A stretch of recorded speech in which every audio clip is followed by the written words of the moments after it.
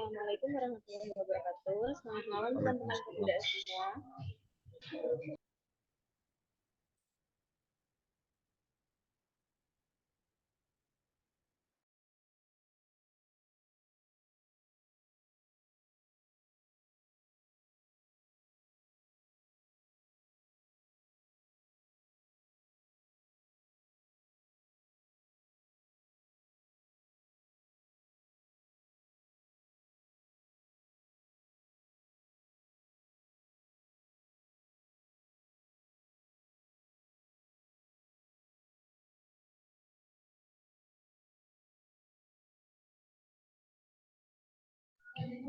Assalamualaikum warahmatullahi wabarakatuh. Selamat malam teman-teman pemuda semua. Kembali lagi di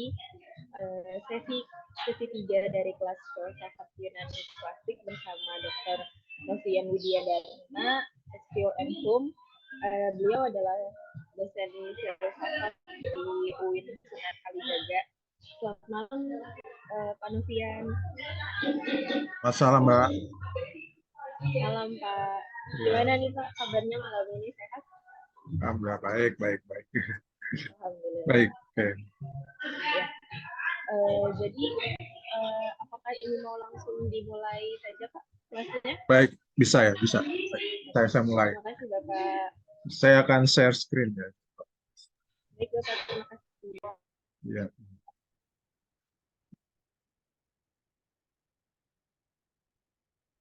Iya, ini saudara. Ya, sorry. Share screen. Ya, baik. Assalamualaikum warahmatullahi wabarakatuh. Ya, ini ketiga kali saya di forum ini untuk bicara filsafat Yunani. Oke, bagaimana suara saya jelas ya? Oke. Ada yang Oke, baik. Terima kasih. Ya, ini di kesempatan ketiga ya. Jadi review dulu sebentar. Ya, kita di pertama ini rencana saya diminta panitia untuk bicara dalam 4 kali sesi gitu ya. Ini yang ketiga. Jadi kita rancang untuk bicara filsafat Yunani itu menjadi 4. Yang pertama itu bicara tentang yang prasokrates, prasokratik ya. Oke, ini sudah lalu yang Sokrates jadikan patokan, lalu kemarin kita sudah Sokrates diwakili oleh sosok Plato. Oke, ini minggu lalu. Nah, sekarang kita akan berikutnya Aristoteles. Yang sekarang ya. Depan kita akan yang ke Helenisme ya, yang nanti diwakili oleh filsafat Epikurianisme sama filsafat Stoa. Tapi posisi kita sekarang yang di sini. Jadi kita bicara Aristoteles, filsafat Yunani Aristoteles.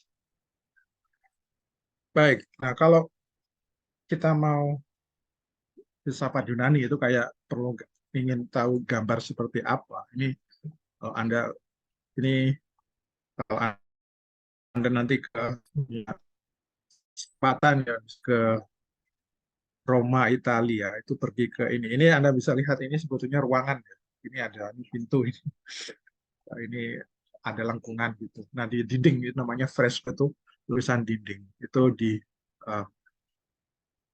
Vatikan ya, Apostolic Palace of Vatikan. Ada ruang namanya Stanze di Raffaello. Jadi ruang Rafael yang ini di sana yang melukis itu seniman Renaissance namanya Rafael Sanzio. Jadi kalau Anda tahu kura-kura ninja itu 4 namanya yang Itali itu sebetulnya nama-nama tokoh Renaissance Itali. Salah satunya Rafael, ada Donatello, Michelangelo, Leonardo da Vinci, itu sebetulnya mereka ya. Nah di situ itu lukisan Rafael ini judulnya itu Scuola di Athena atau The School of Athens. School di sini bukan sekolah tapi ini ya mazhab aliran gitu. Jadi ini bicara tentang para filsuf yang berakar dari Athena gitu ya. Nah, ini Anda bisa lihat ini gambarnya seperti ini. Anda bisa lihat ya, simetris ya, kiri kanan gitu ya. Itu simetris. Nah, Anda bisa lihat di sini center dari lukisan ini itu ada di tengah. Ini sentralnya ada di tengah. Anda bisa lihat. Dan ini masing-masing karakter itu karakter sejarah ya. Jadi nggak akan ngomong masing-masing karakter kelamaan. Ini kita fokus yang di tengah saja. Nah, ini Anda bisa lihat ini di tengah ini ya. Nah, ini mungkin kalau di zoom, tapi ini pecah mungkin ya kalau ini ya. Mungkin. Nah, ini saya pindah ke slide berikutnya. Nah, ini berarti gambar ini ada dua orang ya di tengah ini di zoom. Mungkin nanti kalau ada bisa cari versi yang lebih baik. Itu siapa dua orang ini yang ada di tengah. Nah, ini tadi ya yang saya langsung aja kalau di kelas saya buat tebak-tebakan ya kuis di sini nggak usah ini apaan. Nah, yang di sini itu namanya Plato, kayak dan bisa lihat. Nah, di sini itu Aristoteles. Ya. Jadi ini uh, Anda bisa lihat dua orang ini uh, adalah figur sentral dari School of Athens. Filsafat itu di dua orang ini. Ini itu penggambaran Rafael 500 tahun yang lalu dan sampai sekarang masih relevan. Jadi kalau kita mau ngerti filsafat sebetulnya kalau nggak balik ke Plato ya Aristoteles itu secara anunya seperti itu. Seperti yang ada di apa di lukisan ini gitu. Nah, kayak itu sentralnya di situ. Anda bisa lihat apa perbedaan antara keduanya. Ini Anda bisa lihat Plato itu dia seolah dua ya, ini lebih tua ya. Nah ini kalau segi historis kayaknya nggak seperti ya oke lah nanti ini interpretasi si tadi ya Rafael tapi ini saya nggak akan ini Anda bisa lihat tunjuk Plato itu menuju ke atas. Dia bicara tentang kemarin ya dunia bentuk dunia ide gitu atau dunia ide gitu ya. Ya sementara ini jadi orientasi filsafat Plato walaupun Plato sendiri itu kemarin di kita minggu lalu tuh punya nggak selalu sama ya jadi ada dia fase Sokratik fase transisi ya lalu fase matang fase tua gitu ya. Nah, ini kalau ini fase yang sudah puncaknya Plato tuh ya bicara tentang realitas. Nah ini menuju ke atas sementara ini Anda bisa lihat Aristoteles itu iya, ini mereka tuh guru dan murid ya. Jadi Plato dan Aristoteles guru dan murid. Jadi Plato itu membuka sekolah ya, namanya akademia. Ya, dia buka sekolah ini. Aristoteles itu masuk apa? Di sekolahnya Plato itu dari umur 17 tahun gitu ya. 17 tahun. Ya, dia masuk ya. Jadi ya SMA lah gitu ya kalau udah. Sekarang kuliah Anda nggak kuliah itu kan rata-rata lebih ya 17 tahun. Ya, di kira-kira sampai ada hampir 20 tahun dia di sana di sekolah ini.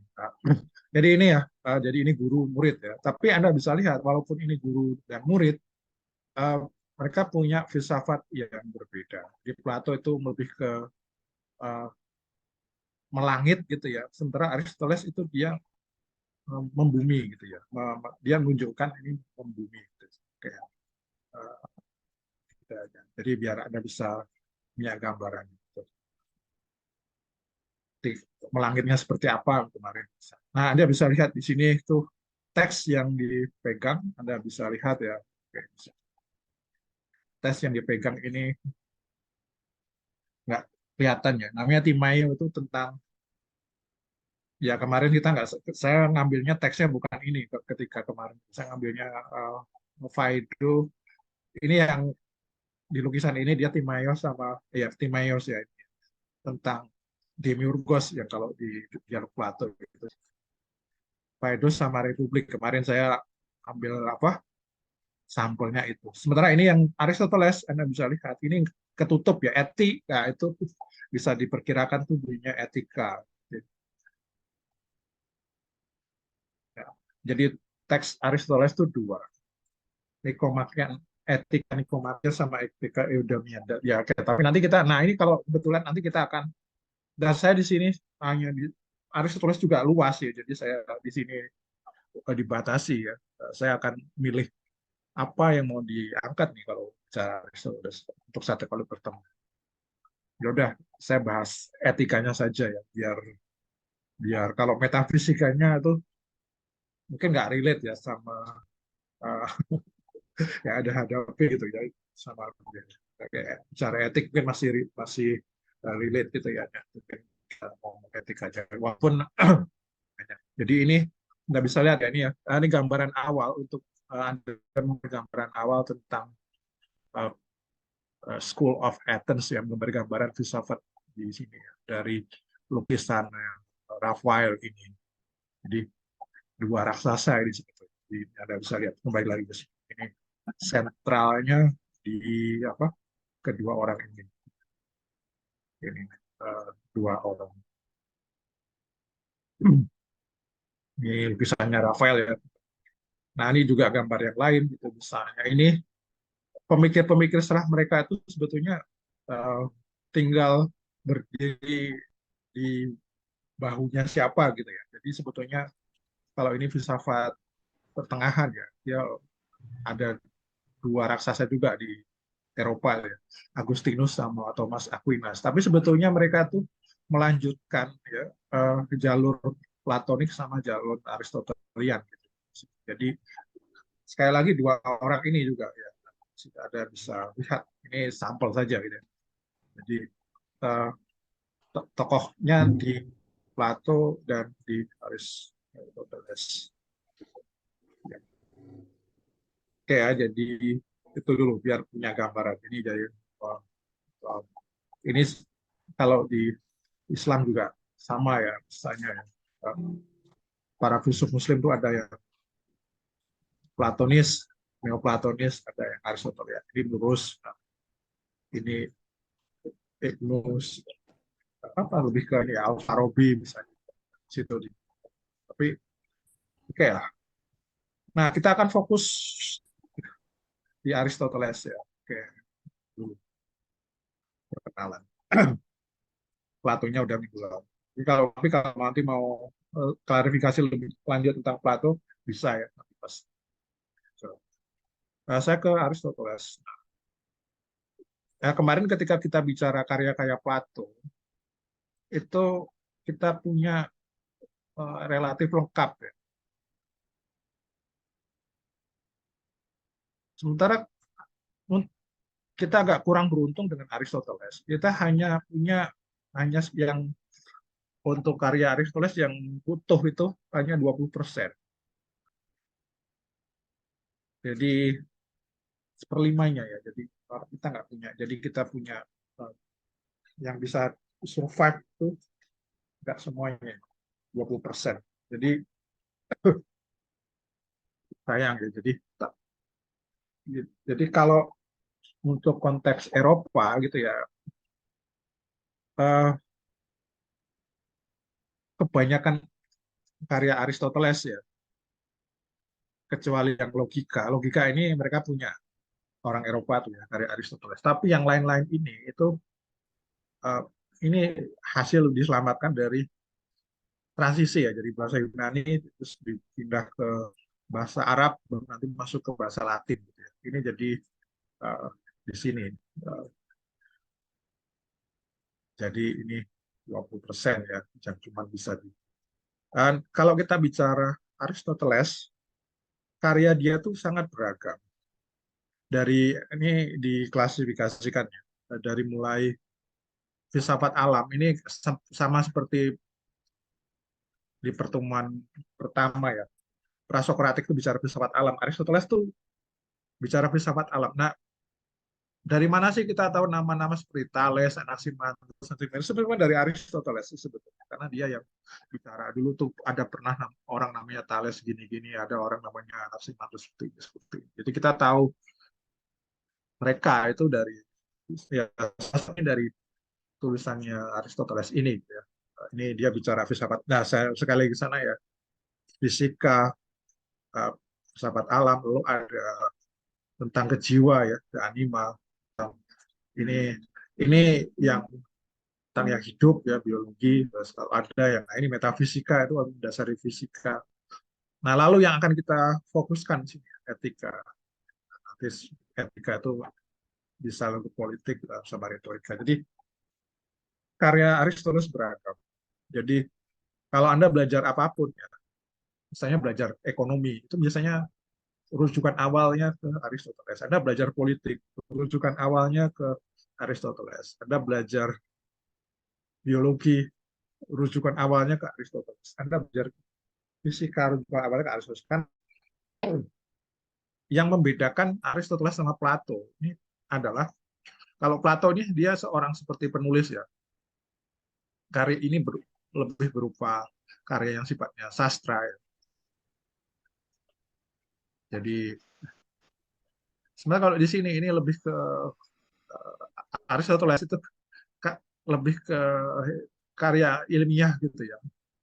Jadi dia tuh kering bahasanya. Jadi kalau Anda terbiasa dengan Plato itu bahasanya indah, kalau ini kering karena dia ilmiah. Tapi di sini ilmiah itu dia mencakup cakupan yang sangat luas. Itu. Jadi ini perbedaannya. Oke. Jadi kita akan fokus di sini ya. Kita akan nggak cukup waktu bicara semua itu. Jadi sebelum masuk saya kasih petanya saja dulu. Aristoteles tuh kayak apa gitu ya. Nah terus ini nanti kita masuk ke sana. Nah ini kalau tadi uh, ini dimasukkan dia diklasifikasikan itu ya. Jadi tentang pengetahuan itu ada yang pengetahuan itu sifatnya teoritis sama yang non ya nah, ada yang non teoritis ya. Non teoritis ada yang pengetahuan sifatnya praktis. Sampai praktis ada produktif. Jadi teoritis itu perenungan ya dasar itu tadi ya. Matematika, filsafat alam, metafisik. Nah, lalu pengetahuan ada juga yang nanti bisa ini diaplikasikan praktik. Nah, itu nanti untuk yang individu etik nanti diterapkan secara kelompok politik. Nah, kita akan ke yang etika saja ya. Jadi nanti kalau dibatasi ya, kalau enggak kemana-mana itu. Tapi ini walaupun nanti bicara etika, tapi nanti tidak bisa lepas dari pandangan Aristoteles yang lain gitu ya. Metafisikanya atau apa gitu. Tapi kita batasi aja ya kita ngomong bicara yang etika gitu. Itu ini jadi kita filsafat praktikal. Jadi nah, ini dulu pilihan ya ini cuma pilihan aja. Kita mau menampilkan yang mana, nggak mungkin semuanya kan. Nah di sini kalau kita bicara filsafat itu bisa ada dua ya, filsafat teoritis sama filsafat praktis. Nah itu sebetulnya dari bahasa Yunani sih sebetulnya teoritis sama praktis itu. Teoritis itu dari teoria ya. Teoria itu apa sih? Teoria itu artinya memandang, mengkontemplasikan. Jadi filsafat itu uh, yang sifatnya mencoba memahami dan berdasarkan asal usul macam-macam ya keteraturan hukum berkembang segala yang ada di situ. Jadi refleksi lah, kontemplasi refleksi teori. Jadi teori ini uh, bisa wujudnya dua ya, tentang realitas, ya, tentang pengetahuan. Gitu. Jadi ini tentang filsafat yang sifatnya teori itu nanti di sini yang ini nanti masuk ke cabang metafisika. Sorry, ini tulisannya. Nah, ini yang di sini nanti ada epistemologi. Jadi di sini. Nah, ini ya. Lalu ada yang filsafat itu tidak hanya kontemplasi gitu ya, refleksi saja, tapi dia juga tindakan. praksis. Jadi jihad dan filsafat yang menyelidiki tindakan manusia untuk menjawab bagaimana manusia harus bertindak supaya mencapai tujuan. Jadi di situ praksis itu berhubungan dengan tindakan. Dan di sini tindakan ini nanti masuk cabang yang namanya etika. Jadi kalau Anda belajar filsafat itu ya 3 cabang utama filsafat, yaitu metafisika, epistemologi, dan etika. Itu yang paling kuno ya. Saya fokus di etika saja ya dulu ya, karena uh, berbagai pertimbangan ya, efisiensi waktu di situ. Ya, ini ada 2 tindakan sama perenungan. Jadi kalau teoria itu artinya kalau dilacak lagi bisa ambil referensi itu dia uh, bahasa Yunaninya itu Teion Orao atau I see the divine. Saya melihat yang ilahi. I see the divine. Oke, atau tateya tateya orao. Jadi sama ya, orang melihatnya sama, tapi yang ini divine things. Jadi di sini itu ya tadi ya berupa pengetahuan. Nah ini realitasnya yang berhubungan dengan yang ilahi. Jadi nah ini nanti masuknya ke metafisika. Jadi ini epistemologi. Jadi untuk melihat saja. Ya, jadi walaupun kita objeknya, nah sekarang kita melihat itu objeknya adalah tindakan manusia ya, membuat konten terhadap tindakan manusia. Nah kalau kita lihat sekarang, oke ya, jadi kita nggak melihat alam semesta. Kalau itu nanti objeknya kan itu filsafat alam, kosmologi. Nah, sekarang yang kita lihat itu melihat itu sama ya, melihat yang ilahi, yang sesuatu di balik tindakan manusia. Nah, oke, ini jadi filsafat itu. Nah, jadi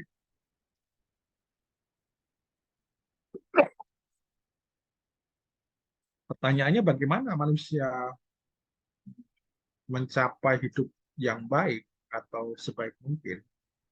Nah, terus pertanyaannya, apakah tujuan hidup manusia? Nah ini kalau Anda mengerti tujuan hidup itu penting, karena bagi Aristoteles semuanya itu nggak ini ya. Jadi kita nggak bisa bicara di sini etika terlepas dari metafisikanya Aristoteles. Kalau bagi Aristoteles segala sesuatu yang ada di dunia itu punya tujuan gitu ya.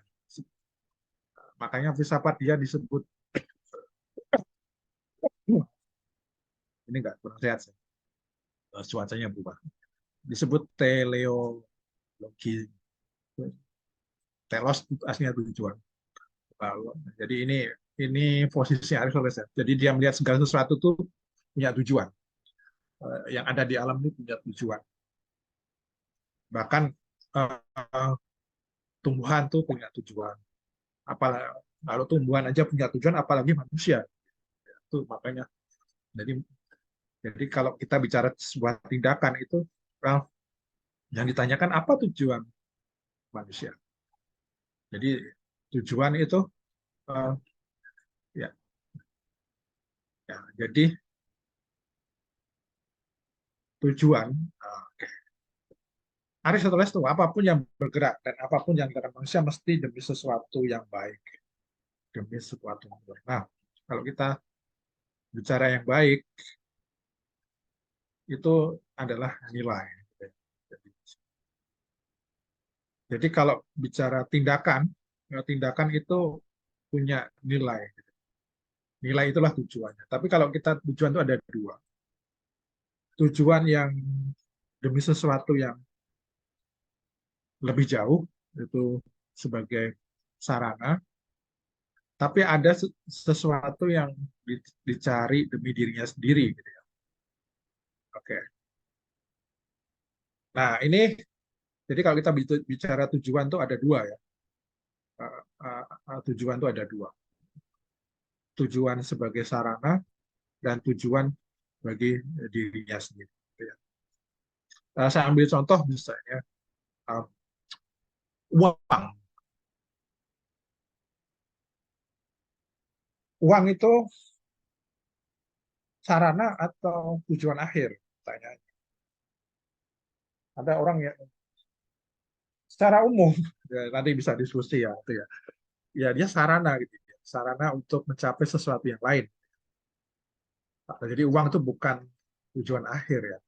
Lalu tujuan apa yang dicapai paling pol gitu ya, yang dicapai yang paling akhir, dicapai untuk sesuatu demi dirinya sendiri.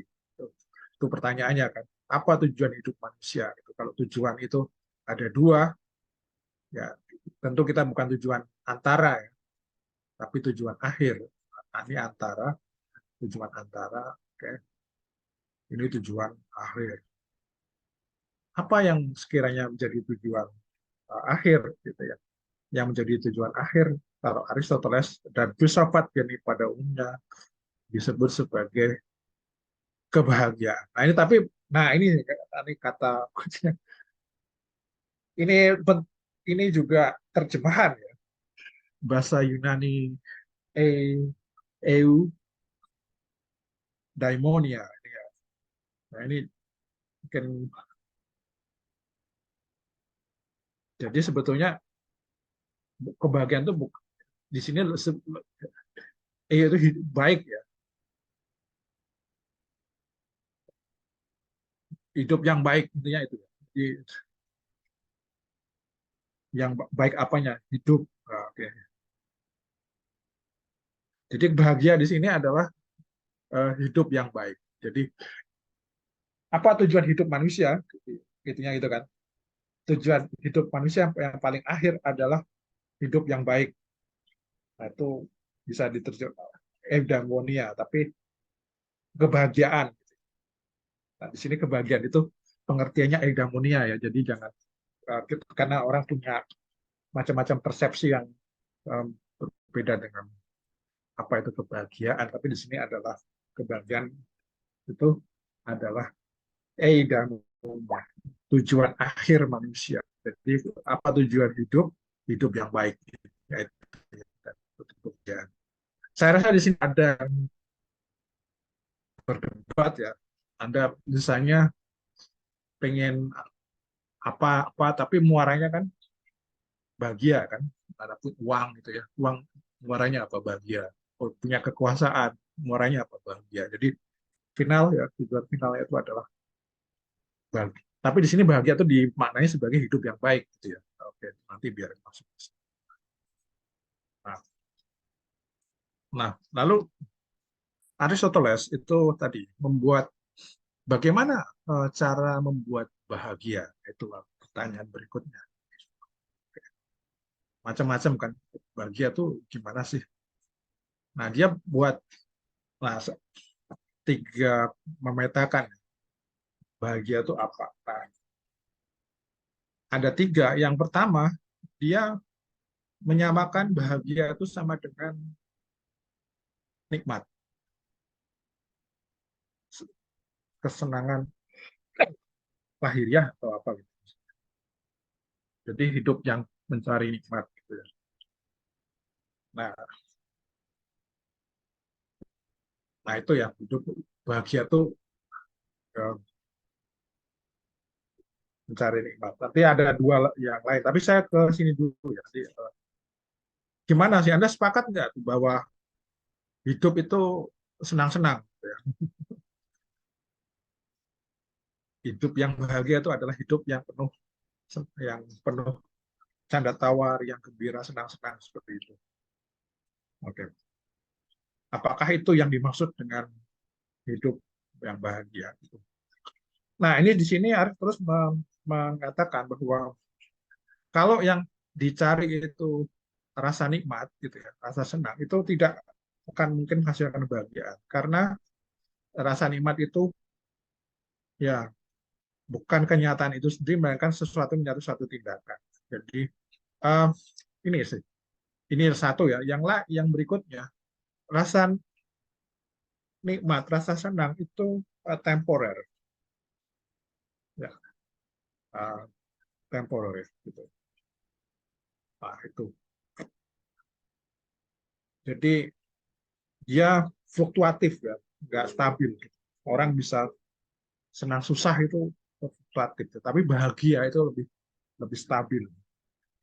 Nah, contoh gini ya, orang jadi saya ambil contoh aja ya, seorang atlet ya. Atlet itu jadi ya, atlet itu kan kalau atlet itu maksimum itu dia jadi juara dunia gitu ya, entah di bidang apa ya. Kalau di Indonesia yang saya sering juara dunia tuh bulu tangkis atau apa ya di situ. Tapi Anda bisa lihat, bahagia nggak kalau kita jadi juara dunia? Bahagia gitu. Tapi bisa dilihat apakah untuk menjadi juara dunia itu ditempuh dengan senang-senang gitu ya, rasa nikmat gitu. Enggak, justru jalan ke sana tuh rasanya rasa sakit gitu ya. Terus kayak latihan terus terus terus gitu ya, terus puas gitu. Anda juga sama, misalnya Anda kuliah tuh ya, kuliah mungkin ada yang kuliah senang-senang ya, tapi kalau yang mau struggle gitu itu sama sekali. Nah, di sini ya. Jadi di sini uh, Aristoteles bilang ya, uh, mengidentikan bahagia dengan rasa nikmat, rasa senang itu tidak ya, jadi bisa.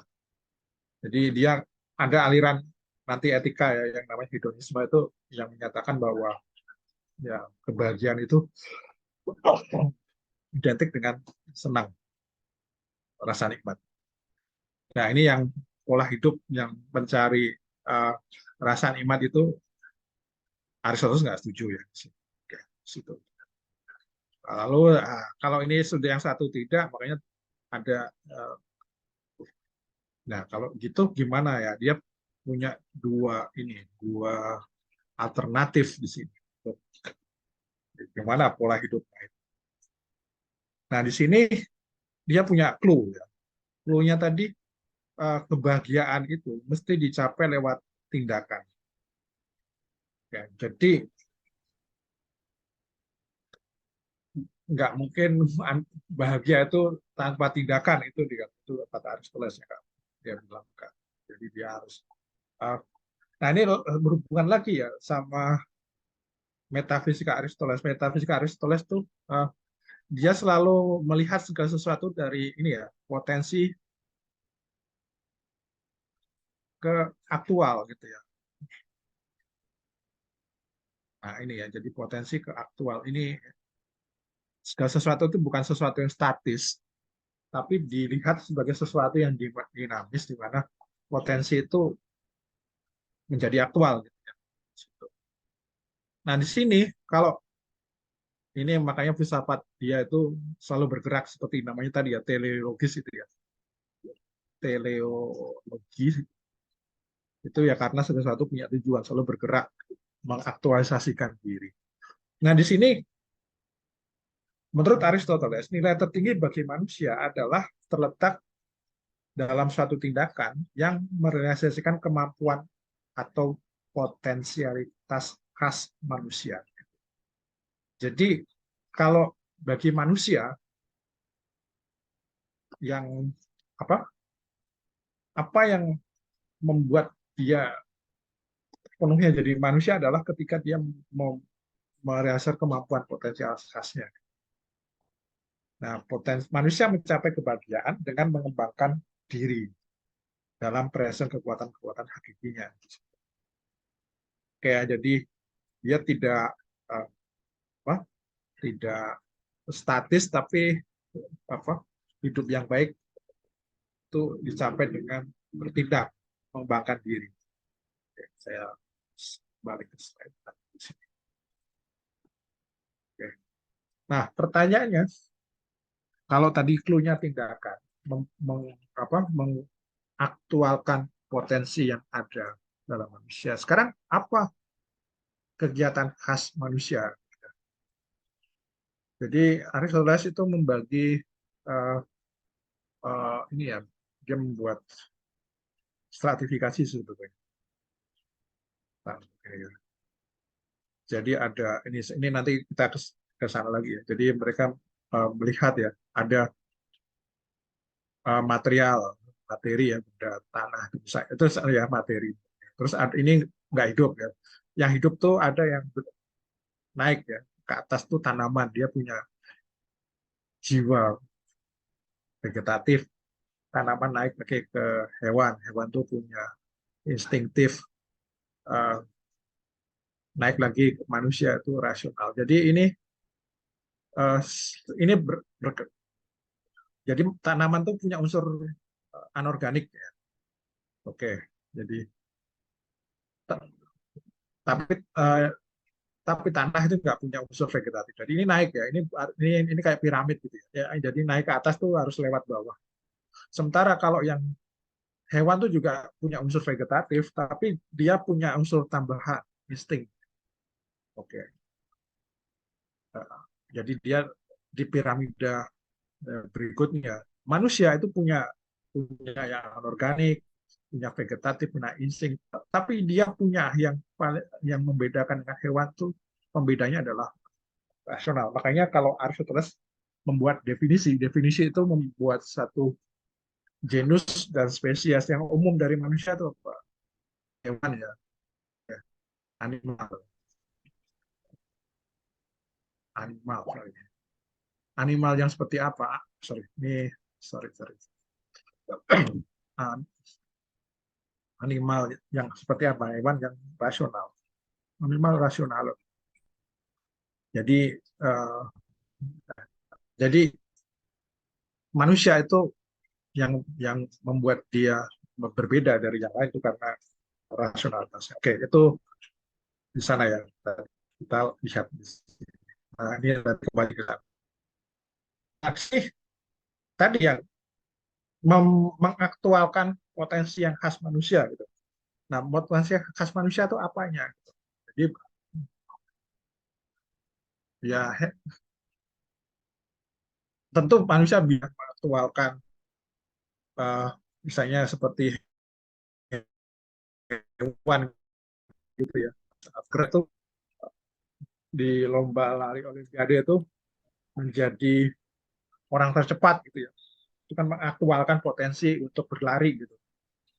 Bolehlah ada punya waktu 100 meter 10 detik itu hebat lah ya, Anda bisa masuk. Tapi di sini kalau Aristoteles ya itu oke, manusia, tapi itu bukan yang khas manusia gitu ya. Anda bisa lari itu baik ya, tapi yang khas manusia itu adalah bukan kemampuannya berlari, bukan kemampuannya berenang gitu. Tapi yang khas adalah yang ya akal budinya gitu. Jadi rasional tadi ya. Oke. Makanya kegiatan khas manusia adalah kegiatan yang melibatkan bagian jiwa yang berakal budi. Oke. Nah, kegiatan ini terlaksana di mana? Nah, polanya modelnya apa? Jadi polanya itu tadi, polanya itu bisa pola teori ya tadi yang dibahas pertama, dan bisa pola praksis. Pola praksis itu nanti terlaksana di kehidupan polis, sementara kalau teori itu eh, kontemplasi atau bisa dicapai dengan kontemplasi filosofis. Jadi ini dia tawarnya dua ini tadi ya, pola hidup praksis dan pola hidup kontemplatif. Itu tawaran dia karena yang masing-masing ini melibatkan potensi khas dalam manusia. Jadi sini ini ya, jadi tawaran dua. Jadi kenapa di sini? Nah, kita bisa lihat lagi pola praksis itu, kehidupan etis itu terwujud melalui partisipasi di dalam masyarakat. Jadi merealisasikan semua bagian jiwa manusia termasuk yang rohani. Jadi bagi Aristoteles manusia itu tidak bisa mengembangkan dirinya itu di luar masyarakat ya, karena dia bagian dari masyarakat. Itu pola praksis yang ditawarkan ya, kehidupan etis. Tapi ada pola yang lain gitu ya, pola teori ya. Jadi ini yang mengangkat ke jiwa manusia kepada hal-hal yang sifatnya ilahiyah. Nah, ini kegiatan akal budi yang murni gitu. Jadi teoria di sini adalah perenungan memandang dalam-dalam dengan mata jiwa. Jadi ada dua tawarannya, model teoria sama model praksis. Oke. Jadi bukan yang model tadi ya hedonis tiga atau tiga, tapi yang satu ditolak ya, dia tinggal dua. Jadi kalau yang paling tinggi ya dulu ya, oke. Renungan bagi Aristoteles ya, renungan atau teori ya merupakan kegiatan jiwa yang paling luhur. Kenapa? Karena dia merasakan bagian jiwa yang paling luhur, bahkan yang ilahi. Jadi manusia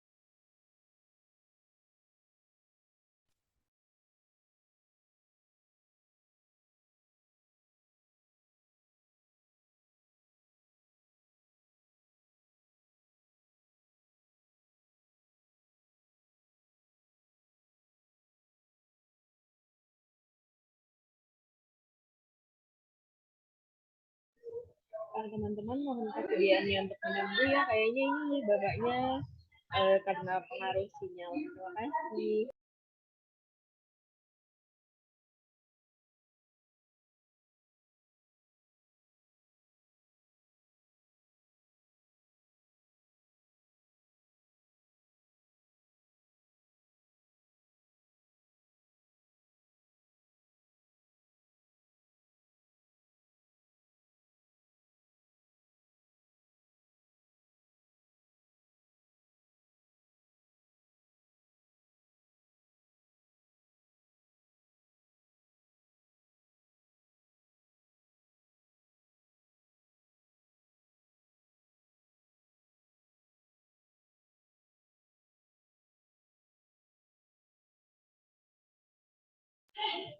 Kalau ada yang mau bertanya bisa oke, maaf, tanya maaf, di maaf. kolom Tadi chat. kita terlempar, udah masuk lagi. Oh iya, baik, terima kasih Bapak, selamat Iya, datang iya, iya, oke, oke. kembali. Terlempar.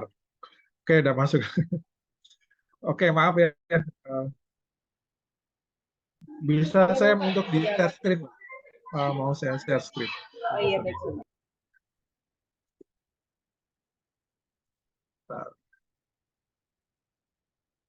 Oke, makasih.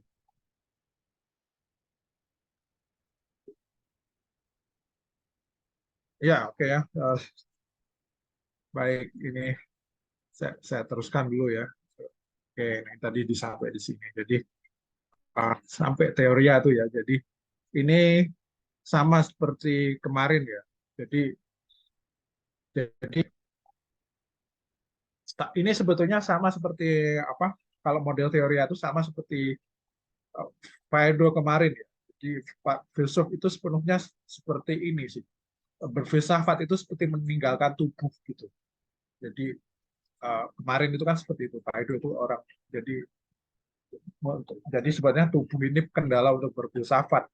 Uh, Lalu bagaimana dia bisa lepas dari sana? Ya, lewat teori itu sama seperti ini. Ya. Uh, jadi kita berinteraksi dengan ini. Kalau realitas itu ini kan jiwa manusia tuh, sorry. Ini kan tadi realitas itu berjenjang ya. Ada yang paling rendah, ini ada yang paling tinggi. Paling tinggi ini kan ini yang rohani di situ. Nah di sini itu ini tuh menjangkau ke sini gitu. Uh, ya ini katakanlah Tuhan gitu ya. Saya nggak mau langsung to the point aja gitu. Yang paling tinggi. Jadi uh, apa sih? Uh, Saya sering kalau di kelas itu, kalau Tuhan itu beraktivitas, aktivitas Tuhan itu apa? Itu kan. Nah, dia akan, nah ini langsung to the point aja. Kalau Tuhan itu diklasifikasi materi atau imateri. Materi kan, eh, materi itu pemikiran. Kalau pemikiran itu aktivitasnya apa? Aktivitasnya adalah berpikir. Lalu yang dipikirkan itu apa? Yang dipikirkan adalah sesuatu objek paling tinggi, paling luhur. Apa itu? Ya dirinya sendiri, ya pemikiran itu sendiri. Jadi kalau kita bicara Tuhan itu, ya versinya Aristoteles itu adalah pemikiran yang memikirkan pemikiran itu sendiri. Jadi itu. Ya, manusia itu ketika dia mengaktifkan pikirannya dan mengarahkan pemikirannya itu kepada yang ilahi, itu juga akhirnya sama. Jadi di sana ya masuk. Jadi kita seolah-olah melepas, nggak punya tubuh gitu ya, membahagiakan manusia. Karena uh, jadi di situ itu filosofi di situ mencintai kebijaksanaan bagi Aristoteles. Jadi misalnya ini ya, jadi bagaimanapun juga Aristoteles itu muridnya Plato, jadi dia punya kesamaan dengan gurunya gitu ya di situ. Jadi renungan teori adalah kegiatan seorang filsuf, orang yang bisa kebijaksanaan filosofia. Jadi tidak ada yang lebih luar dari filosofia atau renungan itu sendiri.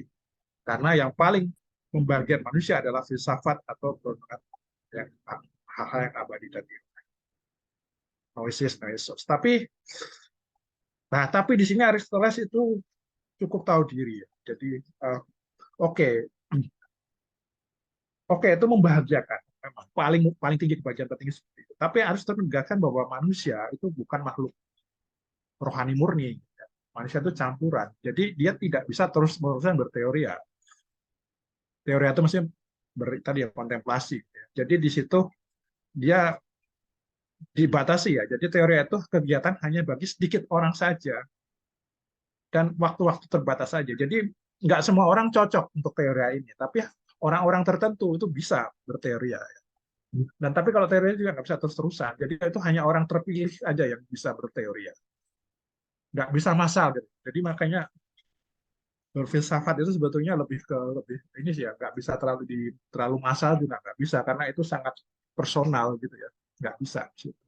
Ya di sini nggak apa-apa ya kita share ya gagasan. Tapi sebetulnya untuk praktiknya sendiri itu sangat eksklusif ya, masif. Jadi ya ini bagian tapi sangat skopnya terbatas gitu ya. Lalu bagaimana yang lebih bisa menjangkau semuanya? Nah, makanya yang bisa menjangkau keduanya adalah tadi di polis. Jadi present manusia yang sebenarnya adalah polis, ya kegiatannya adalah praksis. Jadi tadi tesisnya adalah zoon politikan hewan yang politik. Jadi di sini itu ya. Jadi uh, tadi balik lagi dua model ini sih sebetulnya. Ini khusus ya. Ini nggak bisa semua orang. Tapi kalau ini yang bisa ditempuh gitu ya. Jadi bahagia itu dengan dua model ini, dua tadi. Nah, sekarang nggak tahu nih waktunya 10 menit ya, saya jam 9 udah selesai ngomongnya. Ya. Nah, sekarang tindakan. Oke, kita ngomong tindakan, kita nggak usah ngomong yang teori ya tadi ya, kita ngomong yang praksis tindakan. Nah, di sini kalau kita bicara tindakan gitu ya, pengetahuan Aristoteles itu berbeda dengan Socrates, berbeda dengan Plato gitu ya. Ya, di sini pengetahuan yang ilmiah gitu ya, episteme itu bukan pengetahuan bagi etika. Jadi apakah pengetahuan mengenai tindakan itu sama seperti matematika, fisika, berbeda gitu. Itu bagi Aristoteles. Karena apa? Karena tidak ada pengetahuan yang pasti mengenai tindakan manusia di situ. Nah ini dulu ya bedanya ya. Jadi bukan matematika yang bisa dihitung gitu ya. Uh, jadi di sini kalau kita bicara pengetahuan di situ, bagi etika, bagi Aristoteles, tugas etika adalah menyediakan visi atau perspektif. Jadi di sini perspektif ini disebut sebagai pengertian yang tepat, ortos logos. Itu ya, jadi di sini. Jadi bertindak secara etis berarti bertindak menurut pengertian yang tepat. Nah, ini praktek ya, ini susah, ini harus latihan sih masalahnya. Anda bisa lihat kan, orang itu ada yang Anda nilai ya, di sekitar Anda saja gitu. Orang ada yang tindakannya tuh orang tertentu tuh pas, tapi ada orang-orang tertentu yang tindakannya itu nggak pas gitu ya. Entah itu kurang atau berlebihan. Nah, itu bagaimana supaya ngerti bisa bertindak secara tepat. Nah, ini itu seni ya, bukan sesuatu yang bukan sesuatu yang bisa di apa secara eksak gitu, tidak. Jadi di sini uh, nah di sini pengertian yang tepat itu bukan suatu tolok ukur terurai, melainkan lebih kepada sikap batin. Nah ini ya, Aristoteles itu bilang. Jadi Anda bisa bertindak secara tepat itu perlu sikap batin atau ketajaman akal etis. Jadi bertindak secara tepat itu membutuhkan sikap batin atau ketajaman rasa etis. Saya nggak tahu ini yang uh, audiens di sini orang Jawa atau bukan ya. Tapi kalau saya lihat di sini, ini saya ngambil dari bukunya Romo Magnis ya, Romo Suseno itu. Jadi Aristoteles itu sikap batin ketajaman rasa itu paham rasa dalam budaya Jawa. Jadi yang ditekankan itu adalah rasa ya. Rasa itu artinya ini udah pas atau enggak, itu nggak bisa diukur secara pasti, tapi dipakai rasa gitu ya, rasa gitu. Ini pas atau enggak? Kalau saya begini, ini pas atau enggak? Itu perlu latihan. Ini Aristoteles ya, tindakan etis itu seperti itu. Jadi, nah, ini dinamakan sebagai pronesis kalau dalam bahasa Yunani. Pronesis itu kebijaksanaan praksis ya. Untuk Anda bisa bertindak secara tepat, Anda berarti memiliki pronesis. Jadi istilahnya aja Yunani, tapi ada sebetulnya tuh Anda kalau pakai Jawa itu ada ya. Itu tadi ya, bisa pas tadi ya untuk bertindak gitu. Ini bahasa Yunani pronesis. Nah, pertanyaannya, pronesis itu bisa diajarkan atau tidak sih? Aristoteles bilang, pronesis itu tidak bisa diajarkan. Seperti halnya etika itu sendiri tidak. Jadi itu ia hanya dapat diajari kehidupan yang etis bila dia sebetulnya sudah tahu apa itu kehidupan etis. Jadi ini enggak, jadi sama tadi, orang bisa bertindak tepat gitu nggak bisa diajarkan ya. Jadi dia harus mempraktekkan, memposisikan diri yang pas yang mana. Sama sama lah kayak gini ya. Ini kayak jadi saya membayangkan tuh pengetahuan apa etika itu seperti memasak ya. Memasak itu Anda bisa pakai ukuran sama tapi cita rasa itu nggak bisa nggak bisa digerak dibuat apa pakai ukuran matematis gitu ya. Sekian gram itu enggak, tapi ada seninya di situ. Nah ini ya jadi nggak, itu sebetulnya nggak bisa diajarkan. Jadi yang bisa diajarkan itu ada namanya episteme, pengetahuan atau teknik keterampilan, tapi bukan kebijaksanaan. Jadi dari mana pronesis itu? Pronesis itu tumbuh dari pengalaman dan kebiasaan untuk bertindak secara etis. Jadi orang belajar melalui latihan dan praktek. Dalam mirip dengan pendalaman rasa dalam paham Jawa. Olah rasa itu sama ya. Jadi bagi orang Jawa di sini, filsafat Aristoteles itu sebetulnya nggak terlalu asing. Cuman dia pakai uh, anu saja ya, itu saja. Oke, lalu itu saja. Jadi lalu terus gimana sih supaya pas gitu? Jadi keutamaan itu bukan dipahami sebagai lawan dari sikap buruk, melainkan sebagai tengah-tengah mesotes dua ekstrem. Jadi sebetulnya kalau Aristoteles kita mau melakukan suatu tindakan yang pas, itu Anda harus membayangkan dua posisi ekstrim ya, terlalu banyak atau terlalu sedikit. Nah, itu yang pas itu di situ.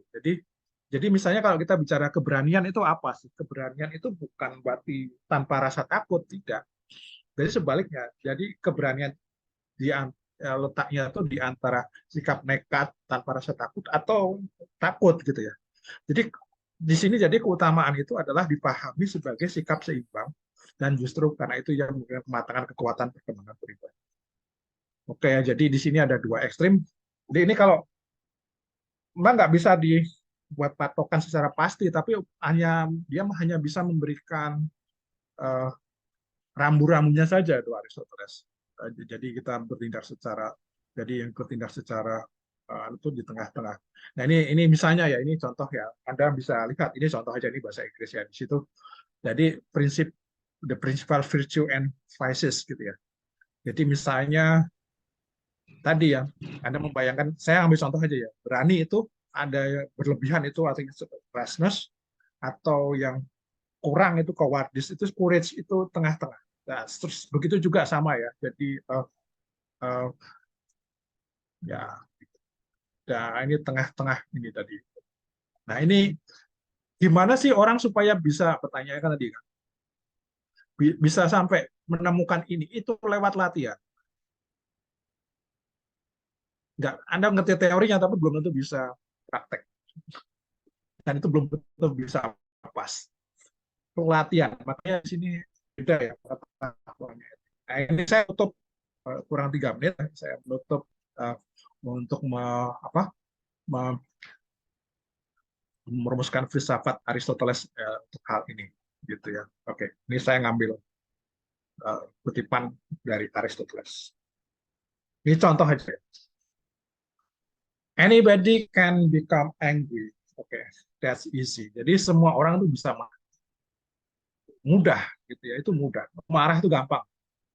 Tapi to angry with the right person, tapi marah kepada orang yang tepat, to the right degree, dengan derajat yang pas, ya.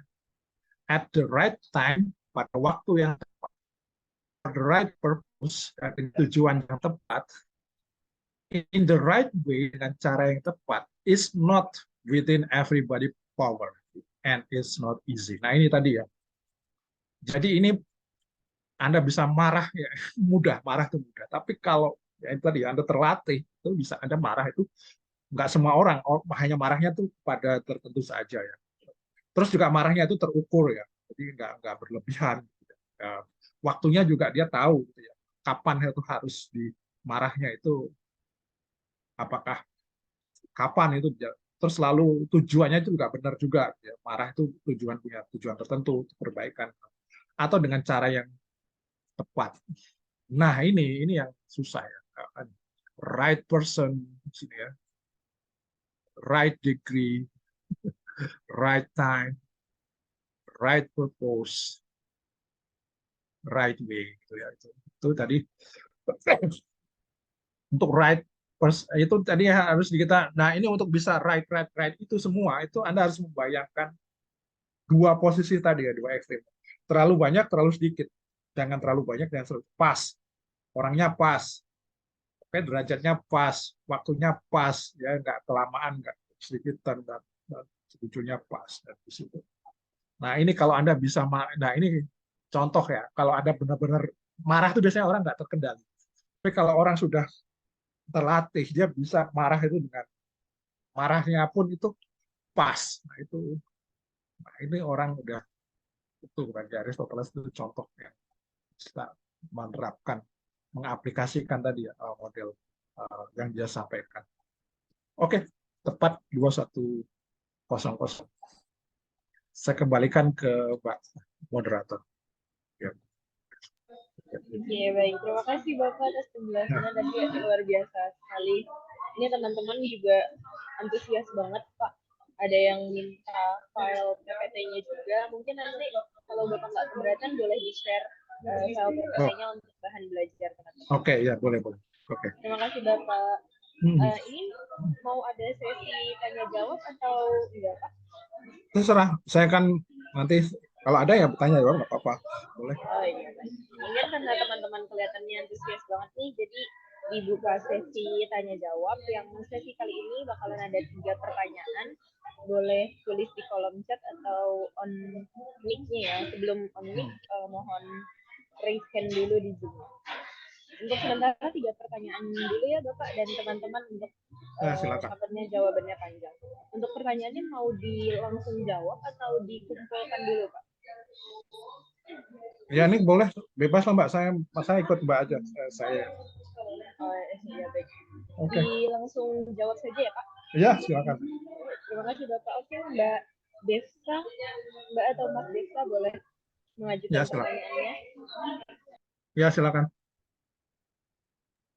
Ya, sebelumnya perkenalkan nama saya Dosa Arjanto, saya dari Prodi Ilmu Politik. Nah, Saya ingin menanya kepada Bapak, saya baru ingin belajar tentang filsafat dan filsuf. Apakah Bapak punya rekomendasi untuk apa yang dapat saya pelajari terlebih dahulu agar saya dapat lebih mengerti tentang apa itu filsafat dan juga filsuf? iya. Oh ini umum ya pertanyaan. Baik Mas. Kalau sebetulnya gini, kalau secara umum sih enggak Pak. Ini ya. Jadi baca filsafat itu dua. Jadi Anda bisa belajar secara praksis skematis, ya, terstruktur, tapi juga jadi per pokok atau bisa historis. Jadi yang mana cocok yang mana itu sebetulnya lebih ke masing-masing individu ya. Dia pakai cara yang apa. Jadi saya nggak bisa satu resep untuk semua orang tuh nggak bisa gitu Mas. Jadi karena orang mau belajar apa itu namanya punya kecenderungan masing-masing. Tapi secara umum nggak apa-apa Mas, Anda baca aja buku-buku filsafat yang secara umum gitu ya, yang mulai start dari yang populer gitu ya. Tapi nanti kalau berangkat dari situ dulu ya nanti nah itu tadi ya, itu sama seperti yang ini kan Anda bicara pertanyaannya praksis ya. Itu kayak apa gitu nggak ada yang pasti. Nah, Anda harus temukan yang pas untuk Anda gitu. Itu. Jadi sama seperti saran saya untuk ya semua tindakan di sini ya, di yang saya sampaikan di situ. Jadi uh, eksplorasi diri ya. Jadi yang penting itu ini kalau Anda bicara filsafat itu. Jadi ya kita yang mengukur diri kita sendiri, lalu kita yang mencoba apa sana gitu. Nah memang perlu, tapi ya itu ya. Untuk ini memang perlu untuk amannya ya, perlu teman untuk diskusi. Jadi dia nggak bisa Anda belajar sendiri. Jadi oke, Anda ikut diskusi seperti ini boleh ya, karena nanti bisa saring share, bisa apa ya. Nah, tapi secara umum itu Mas, saya kalau sarankan masuk dari yang anu dulu ya, yang populer ringan-ringan. Tapi kalau Anda itu nggak kurang mantep langsung yang berat sih, ya oke aja gitu. Ya kan masing-masing orang lain apa sendiri-sendiri gitu ya. Oke. Ya, oke. Sama-sama. Ini ada lagi ya. Iya Bapak, ada lagi pertanyaannya dari Ini ya. Al. Al ya. Izin tanya, kan sekarang lagi hit stoik di anak. Menurut pandangan Bapak bagaimana? Terima kasih. Oke, baik. Ini kalau masalah filsafat stoicisme itu anu apa? Minggu apa kalau nggak salah ya pertemuan yang akan datang itu kita akan bahas khusus mengenai filsafat Helenisme dan apa ya Helenisme itu nanti saya isi dengan Epikurian sama Stoicisme. Jadi ya ini jadi kalau ini tadi ya lagi historik. Nah sebenarnya kalau gini ya kalau filsafat Stoicisme itu naik daun itu kan konteksnya kan 3 tahun terakhir kita mengalami ini kan ada kita semua mengalami pandemi itu kan. Jadi orang itu kan uh, apa sih harus saya lakukan? Nah di situ filsafat stoicisme itu memberikan jawaban terhadap problem yang terjadi ketika itu ya. Jadi ketika situasi ekstrim. Jadi apa itu relate ya, filsafat stoa itu relate. Tapi persoalannya kalau dia sudah kondisi normal gitu, itu apakah modelnya apakah apa itu ya? Nanti kita bisa diskusikan lah ya kalau minggu depan aja kalau yang stoicisme di sini. Kalau di sini. Jadi kalau ini ya. Jadi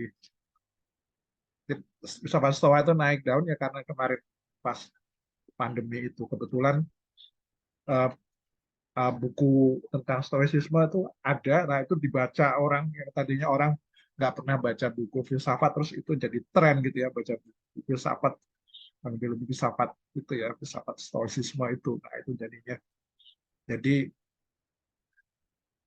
kayak tren gitu ya, jadi kan kalau sekarang ini kan kayak FOMO gitu ya, oh ini Anda nggak dianggap nggak kalau nggak ngikuti yang apa gitu ya itu Mas Mbak, jadi di situ ya, di situ. Nah, Baik. tapi nanti kalau kita bisa stoiknya minggu depan kita akan diskusikan lebih jauh. Jadi mungkin teman-teman bisa sabar dulu dan bisa makin tertarik nih untuk ikut kelas minggu depan lagi bersama Pak Novian untuk bahas Ya. tentang stoikisme.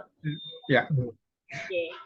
Mungkin lanjut ke pertanyaan ketiga dari teman-teman. Apakah ada yang ingin bertanya lagi? Izin Kak.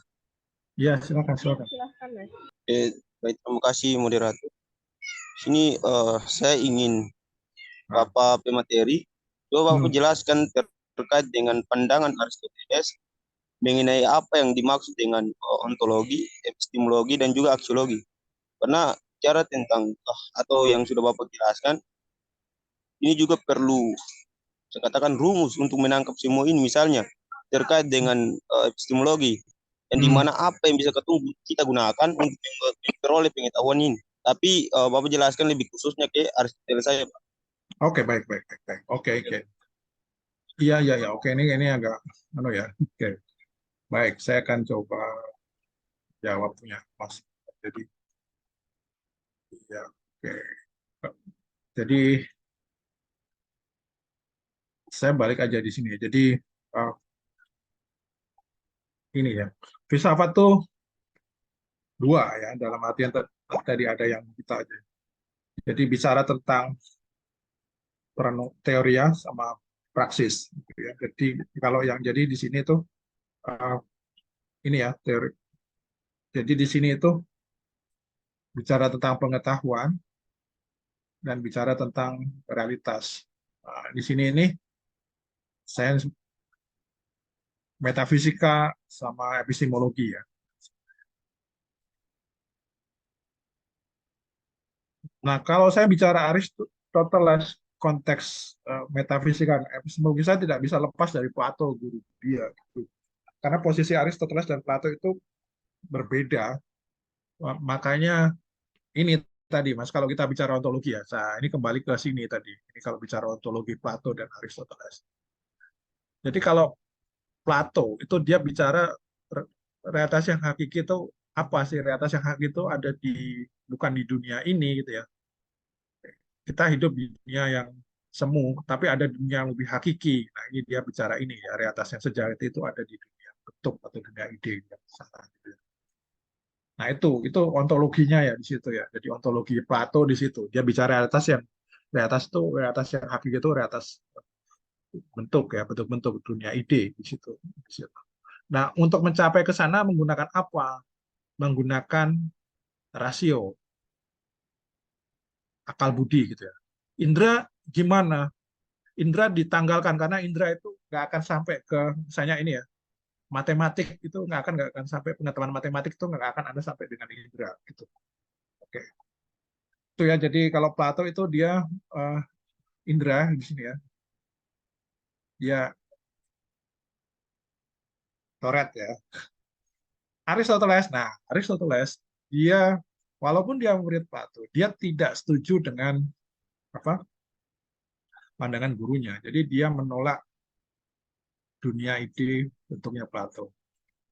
Ini nggak ada. Realitas yang asli di mana? Ya di tempat yang kita tinggal ini gitu.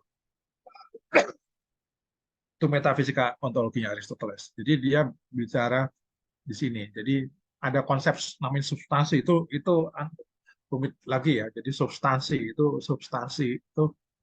Jadi kalau Anda melihat benda itu dia selalu punya substansi. Substansi itu terdiri dari materi dan bentuk. Jadi digabung ya. Jadi ini idenya Plato ditolak, dia kembalikan, dibumikan ke sini gitu ya. Nah, lalu Aristoteles untuk bisa ngerti substansi itu pakai apa? Ya memang kita untuk punya pengetahuan hakiki itu kita start awal itu memang indera dipakai. Tapi indera ini dipakai untuk kemudian, nah ini ya, tadi kalau kita lihat realitas bagi Aristoteles itu berjenjang.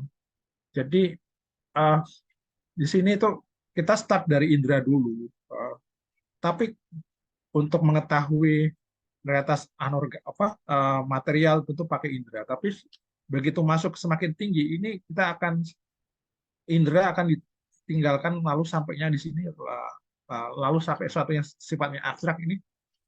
Nah, ini ya akhirnya ini namanya abstraksi.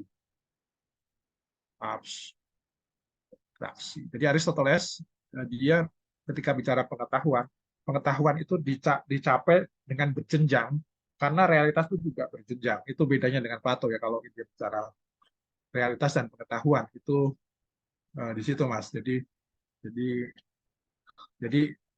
kalau Plato itu seolah-olah kita langsung ke sini gitu ya. Ini diabaikan. Tapi ke Aristoteles itu dia nanti pada akhirnya sama seperti Plato, tapi caranya untuk sampai ke sana itu yang berbeda. Nah, itu kalau Aristoteles itu mencapai ke itu dengan berjenjang. Nah, ini nanti ini tadi refleksi tentang ini dipakai untuk tindakan. Nah, itu nanti kita etika. Jadi etika Plato sama etika Aristoteles itu berhubungan erat dengan ontologi dan metafisikanya. Jadi dia bagaimana bertindak itu lalu diaplikasikan ke dalam tindakan. Oke, nggak apa-apa. Tadi saya belum nggak jelaskan ontologi sama epistemologi karena itu sendiri sudah terlalu kalau itu perlu ini ya pembahasan lebih jauh. Itu Mas, kira-kira yang bisa saya jelaskan ke Anda. Apakah membantu atau masih ada yang mau diperjelas lebih jauh? Silakan. Bagaimana Mas Rian, apakah dengan jawabannya? Baik Pak, terima kasih. Iya, sama-sama Mas Rian. Baik, terima kasih Mas Rian. Okay. Karena masih ada waktu tersisa, apakah mau ada pertanyaan lagi dari teman-teman? Mungkin kali ini 2 pertanyaan saja. Dari saya mungkin Kak. Ya, silakan. Sekali. Rama Putra. Oke, baik. Bismillahirrahmanirrahim. Assalamualaikum warahmatullahi wabarakatuh. Waalaikumsalam. Mungkin pertanyaannya, bagaimana pandangan dari Aristoteles itu tentang idealisme dan materialisme? Mungkin seperti itu, Pak. Oke, baik. Baik, langsung aja ya. Nah, ini yang membedakan Aristoteles sama Plato ya. Kalau Plato itu tadi ya menganggap realitas itu yang ada realitas yang hakiki itu bersifat non materi gitu ya, berupa bentuk-bentuk yang imaterial. Itu ya Plato. Jadi makanya kemarin kita bisa lihat, jadi dia sangat memandang tubuh ini bahkan kendala untuk bisa berfilsafat gitu ya. Jadi sebisa mungkin orang melepaskan dari tubuh gitu ya. Orang jadi belajar filsafat itu di situ, bahkan di cerita tentang dialog Phaedo kemarin, kematian tuh bagi Socrates malah bukan sesuatu yang perlu ditangisi, malah justru dia semacam kayak kebebasan gitu ya. Jadi gini, orang kalau mau keluar dari penjara itu senang atau susah? Nah, kalau orang kan kalau yang paham itu akan dia senang ya, tapi kalau karena mati itu seperti lepas dari penjara tubuh ya, bisa kalau dia terlatih dia nggak akan balik lagi ke tubuh gitu ya. Dia akan kembali ke dunia roh yang asli di situ. Itu Plato ya, seperti itu. Jadi sangat melangit gitu. Bagaimana dengan Aristoteles? Nah, kalau Aristoteles dia sama dia itu moderat. Jadi kalau dari Aristoteles substansi itu dia substansi itu terdiri dua, materi dan bentuk. Nah, materi itu penting bagi Aristoteles. Tapi di samping materi ada bentuk. Dan makanya pandangan dia disebut sebagai hilemorfisme. Hile itu arti materi, morfi itu bentuk. Jadi segala sesuatu itu punya materi dan bentuk. Anda lihat di samping kanan tuh ada kursi. Kursi itu ada materinya. Materinya itu bisa dari kayu, bisa dari besi gitu ya. Tapi ada bentuknya. Bentuknya itu bentuk kursi. Meja juga sama. Jadi segala sesuatu yang ada di dunia ini terdiri dari materi dan bentuk. Jadi di sini kalau Aristoteles dia bilang kita nggak bisa memisahkan antara materi dan bentuk di sini. Jadi ini ya. Jadi kalau Plato itu mencoba memisahkan itu ya, Aristoteles itu kayak menyatukan lagi gitu ya, yang dipisahkan oleh Plato itu. Jadi kembalikan lagi. Jadi semuanya segala sesuatu itu terdiri dari dua komponen, materi dan bentuk. Jadi itu kursi, jelas ya benar. Tapi kalau manusia itu apa? Materi jelas ada. Materinya itu tubuh, bentuknya apa? Bentuknya jiwa. Itu. Nah, tapi ini problemnya bagi Aristoteles ya nanti uh, materi apa? Materi itu nggak bisa dilepaskan satu sama lain. Makanya Aristoteles itu manusia itu terdiri bukan dari dua substansi yang berbeda. Tubuh itu satu substansi, jiwa itu substansi yang lain, tapi satu substansi. Makanya kalau mati gimana orang mati? Ya selesai gitu. Makanya dia tidak mengakui keabadian jiwa. Makanya Aristoteles itu di awal-awal itu tidak diterima di agama Kristen karena tidak mengakui keabadian jiwa. Berbeda sama Plato. Plato itu justru tekanannya kepada keabadian jiwa. Nah, ini.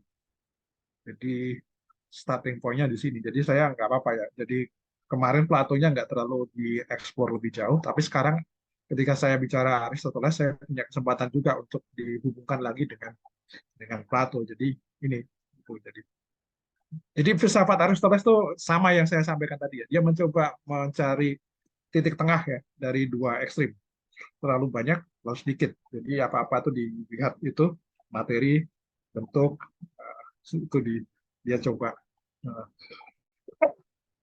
sintesiskan.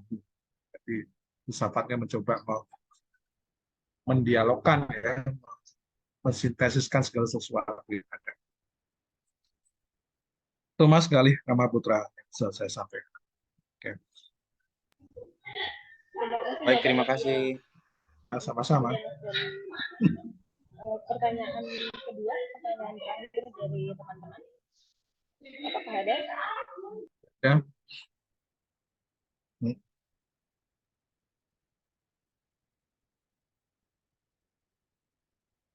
Ya enggak? Oke. Kalau tidak ada, mungkin saya ingin bertanya, ya Pak. Jadi ada pertanyaan, saya mewakili dari teman-teman panitia kumpul pemuda. Ada Mbak yang raise hand itu ada Mbak? Oh iya baik. Mas Ahmad boleh bertanya? Oke, baik. Suara saya terdengar? Ya, jelas Mas, jelas. Baik, terima kasih kepada Pak Novian, insya Allah. Saya izin bertanya Pak, mungkin simpel ya, tapi saya ingin menanyakan kalau ini kan semua para filsuf ya dari zaman entah dari klasik itu kan sangat mempengaruhi terhadap pemikiran para filsuf sampai ke postmodern ini. Betul. Kira-kira yang paling mempengaruhi dalam kalau kita membaca dari para pemikiran para filosof sekarang itu yang postmo itu kayaknya lebih menekankan terhadap pemikiran filsafatnya Aristoteles gitu Pak. Ketimbang Plato gitu lah. Karena kayaknya jarang sekali gitu ya kita menemukan filosof itu yang sangat platonik kira-kira ya. Ya kecuali kalau data ya kalau membaca terhadap yang Pak siapa tuh yang di daerah karet ya, saya lupa namanya, Ya, Pak ya. yang ahli platonik gitu ya. Ya, ya. Tapi Pramastio. ya Romo Setio, tapi saya belum menemukan nih Nah, filsuf yang benar-benar terpengaruhi gitu Pak oleh Plato gitu ya. Mungkin oke. kalau di Aristo banyak gitu ya. Nah, Terima kasih Pak pertanyaannya. iya, baik-baik. Jadi gini Mas, kalau sebetulnya ini sih sebetulnya gini ya. Anda tahu kalau model ya, di model itu kan kayak berputar ya. Pakaian itu karena model kan itu aja ya. Jadi kalau Anda model baju itu misalnya atau celana lah katanya dulu ada modelnya bawahnya tuh sempit terus bawahnya lebar gitu kayak kembali lagi kayak tahun 70 tuh ke tahun 2000 awal tuh gitu ya. Jadi muter itu ya. 30 tahun itu muter. Sama kayak juga filsafat sama. Jadi ada di satu masa itu Plato dominan. Lalu nanti ganti ini ya, pertama kan ini Plato dulu kan, dari Aristoteles. Lalu di abad pertengahan awal itu Plato dominan. Gitu. Aristoteles itu malah hilang gitu ya. Terus skolastik naik itu Aristoteles dominan gitu, ratusan tahun. Renaissance tadi ya, lukisnya Rafael itu udah kembali lagi ke Plato gitu ya. Renaissance itu kembali lagi ke Plato karena skolastik itu ke Aristoteles.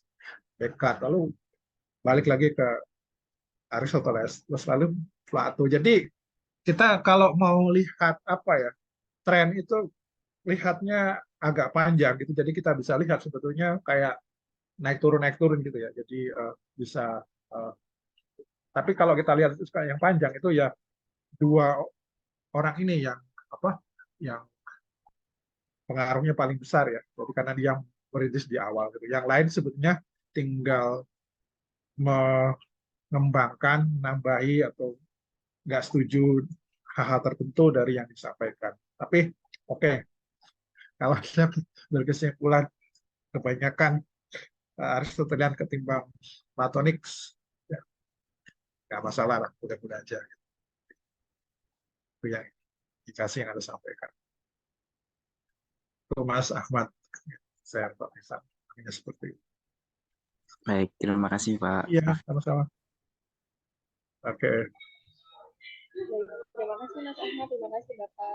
Ya. Mungkin sebagai pertanyaan penutup, saya izin mewakili pertanyaan dari teman-teman panitia kumpul pembina Ya. Bapak. Nah, Ada silakan. pertanyaan, bagaimana cara menemukan tujuan sebagai sarana yang bisa mengantarkan kita pada tujuan akhir yaitu kebahagiaan? Ya itu Mbak. Tadi ya, kalau tujuan akhir itu kan namanya kebahagiaan. Tapi bahagia itu gimana caranya kan untuk sampai bahagia itu tadi kan. Itu kan pertanyaannya itu kan. Semua sepakat ya bahwa final tujuan akhir itu bahagia gitu ya. Tapi gimana sih untuk sampai ke bahagia itu? Itu pertanyaan berikutnya kan. Nah, tadi kan Aristoteles itu menyampaikan 3 cara untuk sampai kepada tujuan akhir itu yang di sana. Yang pertama dengan menyamakan bahagia itu dengan rasa nikmat. Jadi ya kalau Anda mau bahagia tujuan akhir itu ya dicapai dengan mengakumulasi rasa nikmat, rasa nikmat, rasa nikmat, rasa nikmat gitu ya. Akumulasi, Mbak. Dek, dek, dek. Ya, tapi pertanyaannya apakah itu bisa mencapai itu? Justru kalau Aristoteles bilang itu justru mengaburkan gitu ya. Kalau yang kita kejar itu bukan rasa nikmat yang kita kejar itu bukan kebahagiaan yang akhir itu tapi rasa nikmat yang sifatnya itu lebih temporer gitu. Jadi nggak bisa kebahagiaan yang konteksnya Aristoteles itu dicapai dengan mengejar rasa nikmat yang sifatnya itu lebih ke momen-momen itu misalnya. Nah, saya ambil contoh tadi ya, uh, orang bahagia punya capaian tertentu gitu, jadi juara gitu misalnya, jadi juara bahagia kan. Oke.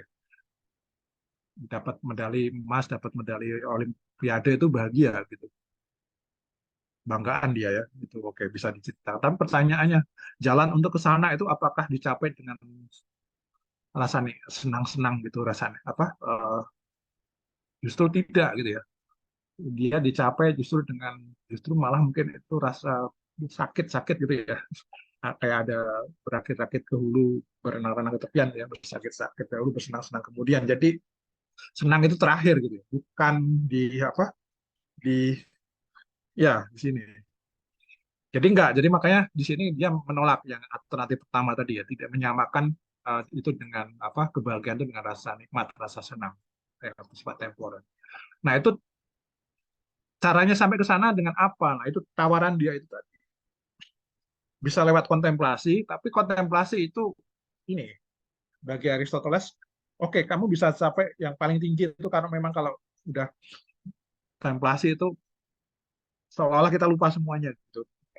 Tapi itu nggak itu ngomongnya susah ya. Tapi kalau Anda pernah alami itu ya sebenarnya lupa semuanya. Tapi ini nggak bisa sepanjang hidup temporer. Nah makanya yang paling masuk akal bagi Aristoteles itu ada kita mencapai kebahagiaan itu dengan berproses di dalam masyarakat. Nah itu. Nah, itu namanya itu tadi model praksis yang itu ya, bukan yang model teori ya. Jadi dicapai di masyarakat. Nah, caranya itu ya itu tadi. Ya kita mau menjadi diri kita di dalam masyarakat yang mengembang intinya gini Aristoteles itu dia kalau kita bahagia itu kalau kita bisa mengembangkan potensi yang ada dalam diri kita itu Pak. Nah sekarang pertanyaannya kita harus tahu dulu secara umum kan manusia itu akal, tapi kan secara individu ini ya kan kita ngomongin kayak individu ya. Eh, kita itu yang khas dari diri kita dibandingin orang lain itu apa? Gitu.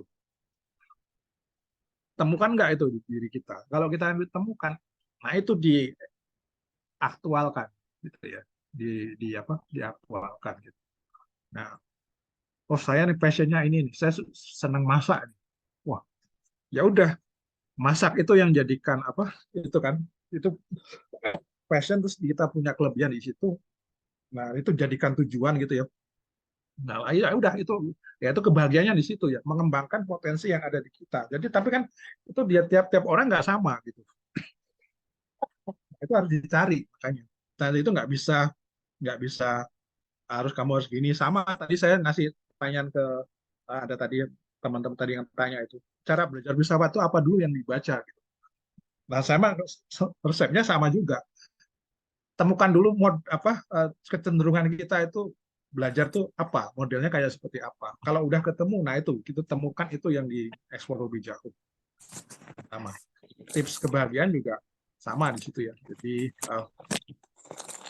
Jadi kita temukan dulu diri kita, lalu nah, makanya konteksnya makanya kalau di sini teori lagi-lagi ya teorinya baru ke praksis gitu ya. Itu mencari tahu itu harus melakukan kontemplasi, menemukan diri kita sendiri. Makanya saran Socrates itu benar ya kali kalau dia mengatakan itu dia itu adalah notice auton, kenali dirimu. Nah itu resep yang relevan ya.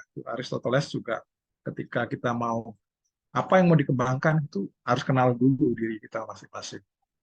Kita punya, nah, tapi kelebihan kita apa, yang khas kita tuh apa gitu. Nah itu kalau kita udah temukan diri kita di sana, udah itu yang kita eksplorasi lebih jauh.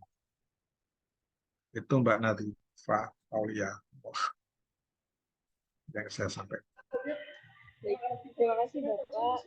Mungkin sesi hari ini kita tutup saja ya Pak. Oke, silakan. Ya, izinkan saya menyampaikan sedikit rangkuman dari penjelasan Bapak tadi. Jadi Aristoteles ini sedikit info bahwa Aristoteles ini merupakan muridnya Plato di sekolah yang dibangun oleh Plato yaitu akademinya. Dan bedanya Plato sama Aristoteles ini, jadi kalau Plato ini lagi membahas filsafat yang langit yaitu berupa bentuk atau ide, sedangkan Aristoteles ini membahas yang lebih membumi lagi. Gitu. Dan menurut Aristoteles setiap hal utamanya manusia selalu punya tujuan. Kemudian ada dua jenis tujuan, yaitu tujuan sebagai sarana dan tujuan untuk dirinya sendiri atau tujuan akhir yaitu kebahagiaan. Kemudian ciri khas manusia yang membedakan manusia dengan makhluk lainnya yaitu adalah akalnya yang rasional. Kemudian rangkuman materi dari hari ini, dan terima kasih kepada Bapak Novian dan terima kasih kepada teman-teman sekalian yang sudah mau belajar bersama-sama. Saya tutup pertemuan kali ini dan selamat bertemu di pertemuan selanjutnya yang akan membahas Hellenisme. Betul Bapak? Terima kasih Bapak, terima kasih teman-teman. Assalamualaikum warahmatullahi wabarakatuh. Waalaikumsalam warahmatullahi wabarakatuh. Terima kasih. Waalaikumsalam warahmatullahi wabarakatuh. Waalaikumsalam warahmatullahi wabarakatuh. Mas Randy, ini materinya ada yang minta, saya kirim ke Anda aja ya. Nanti ada yang tahu yang kasih itu ke siapa tadi, ada yang minta. Oke, Nji, Pak. Ya, oke. Makasih, Pak. Ya, Mohon izin saya pamit ya. menyampaikan, Oke, Bapak. ya. Iya Bapak, Ya, terima kasih. Oke. Teman-teman bisa isi link absensinya ya di Google Chat, di room chat maksudnya. Terima kasih.